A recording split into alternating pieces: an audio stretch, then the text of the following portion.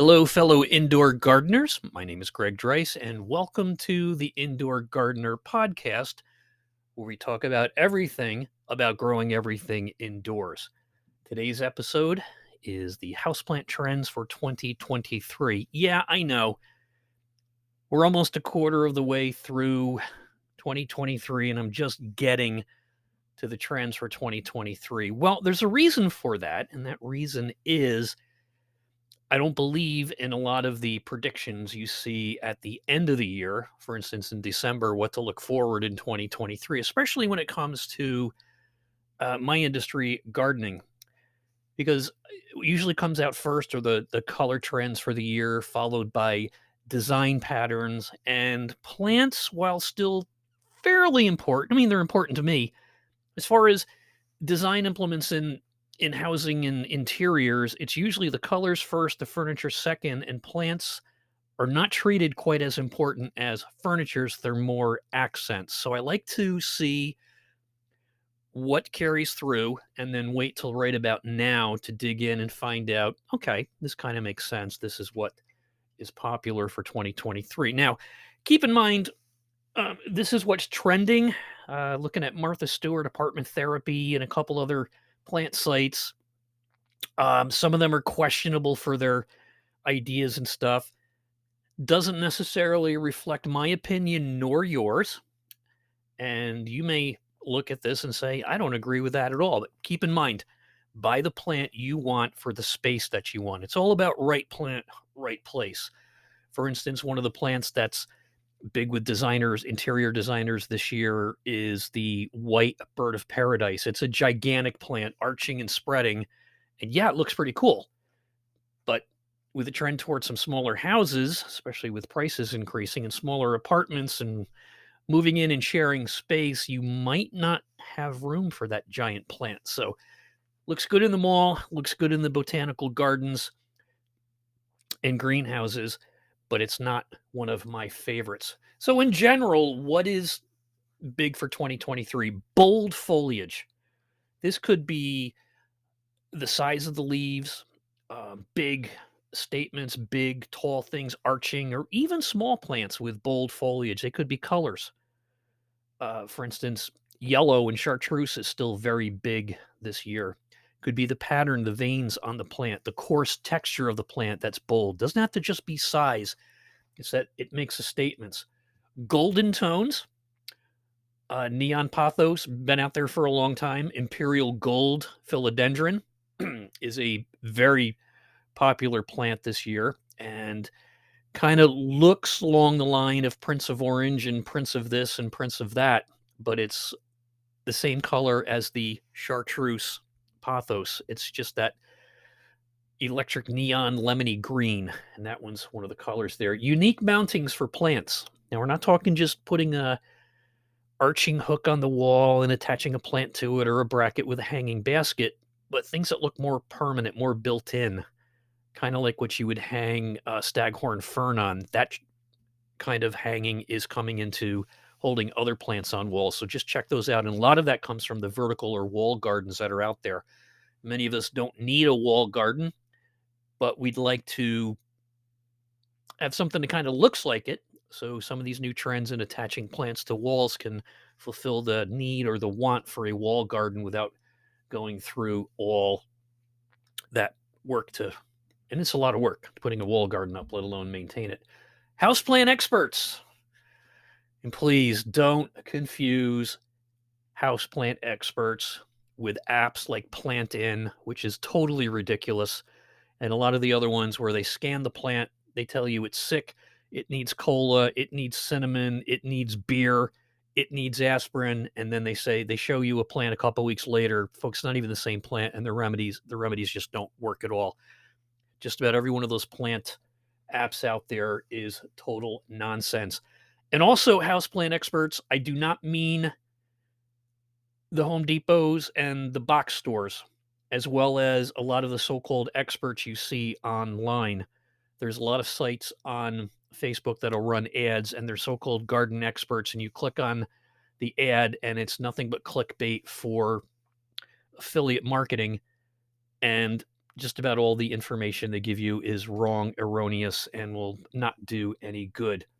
So, for houseplant experts, please go to your local garden center, your real garden center, not Home Depot, not Lowe's, not Walmart, and seek out those of us that have been in the business for years, that we have a stake in the community. Your independent garden center and your plant shops will probably be the best place for information. And I would go to an independent garden center that's had a large houseplant department and has been there for a while before I would trust most of the plant shops. Some of the plant shops might have some people who know what they're doing, industry professionals that have retired. My dream would be to include a coffee shop with, you know, coffee house music all the time, live on the weekends, and just a cool place to hang out with plants.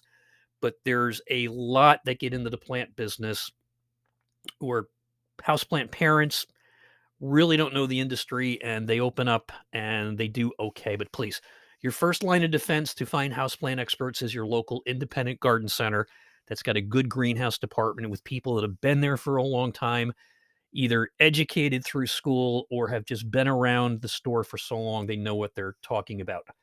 And as always, I would also recommend in just about every state in the United States to avoid master gardeners when it comes to seeking information. You can't be an expert on gardening when you just take 60 or 80 hours of classes and a few updates every year that covers just about everything and really know what you're talking about. There's a few out there, but I say to avoid them at all costs. Now that I'm off my soapbox, for the plant trends for this year, we already mentioned Imperial Gold Pothos. It's a self-heading, non-climbing philodendron with stunning golden leaves when they're new, and then they fade to a glossy green at maturity. This particular one, as it says, it doesn't climb, it stays compact and prefers warmer temperatures. Light, from bright light to indirect light. Remember, bright light is not full sun.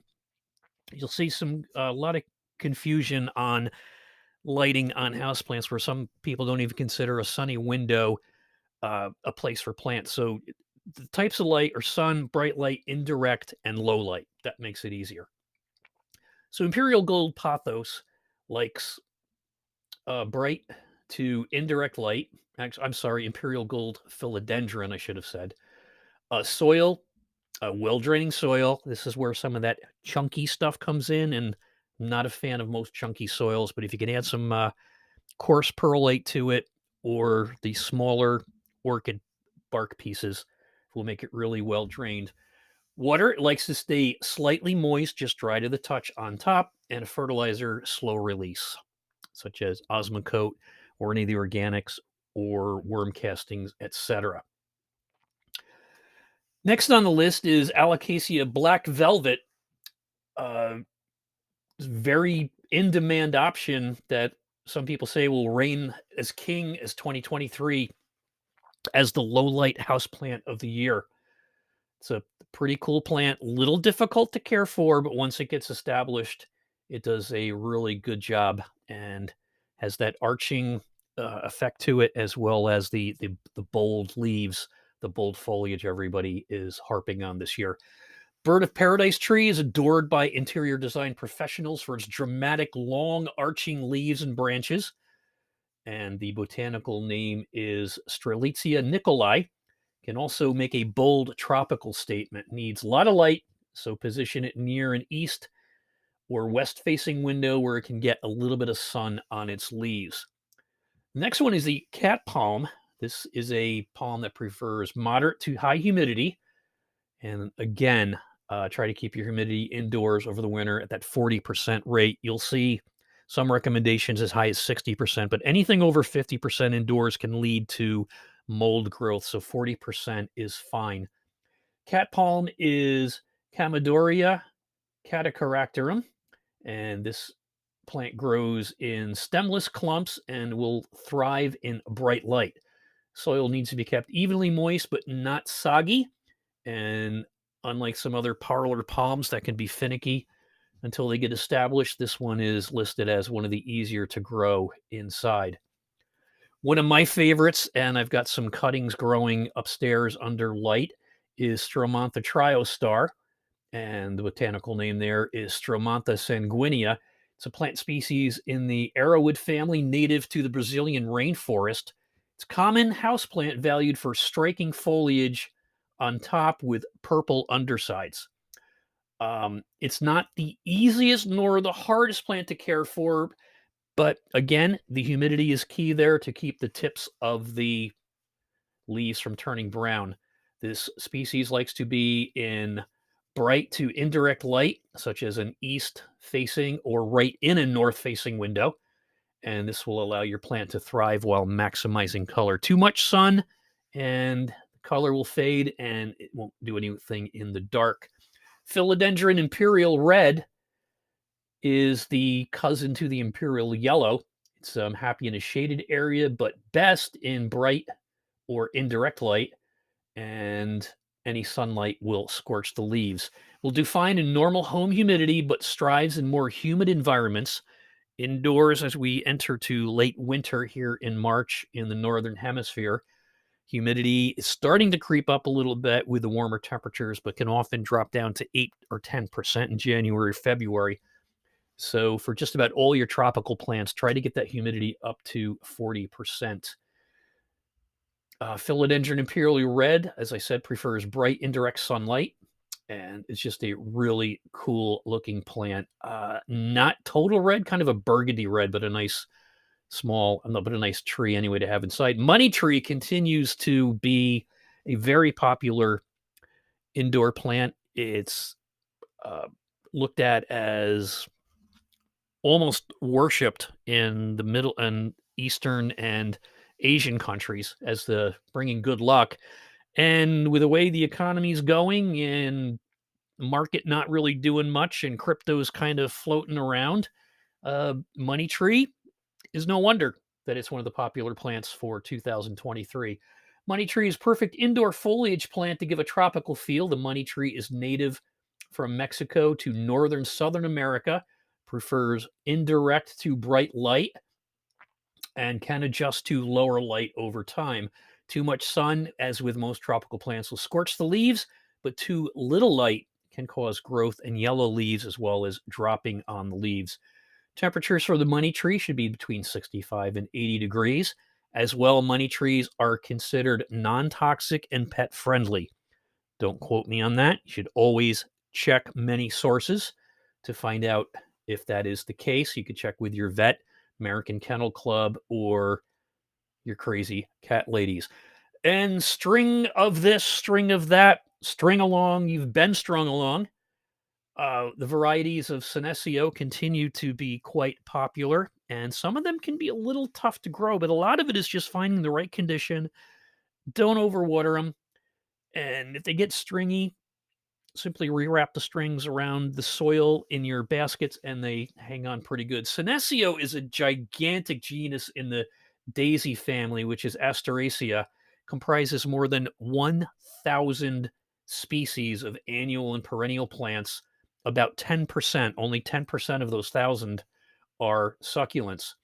In 1997, some of the best known succulent plants in the Senecio genus were moved to a new genus called Curio. Today, many Senecio plants are simply known by Senecio or either one of the genus names. Once established, they're very easy to grow and require little care. Remove faded older leaves as they appear, otherwise, the dead leaves could be a potential source of rot. I've done okay with string of buttons. I did have string of bananas, didn't fare too well with those, but then again, I bought a 6-inch pot and chopped them up and tried to grow them on. I think I jumped the gun a little bit when I did that. So if you want to find out more, you can look us up online, the Indoor Gardener Podcast. We are on Stitch, we are on Anchor, as well as Spotify, and soon to be picked up by other podcast platforms. You can look us up on Facebook. My Facebook page is The Indoor Gardener, or you can send me a question at my other lawn care company, Greg's Lawn Service and Garden Care. You can also find The Indoor Gardener on Twitter, Instagram, and until they shut it down, we are also on TikTok. Please, if you want to find out some more plants and rooted cuttings and baby plants, succulents, and some cool foliage, check out my online shop, the indoorgarden.etsy.com. That's the indoorgarden.etsy.com. If you want to get some small plants on not the super rare ones, but some of the non-common ones, and you don't want to spend a lot of money on the bigger ones, you can buy a rooted cutting in 2-inch pots. Very good prices at the Indoor Garden, and that's the indoorgarden.etsy.com. You've been listening to the Indoor Gardener podcast. I'm your host, Greg Dreiss. Thanks for listening, and keep growing.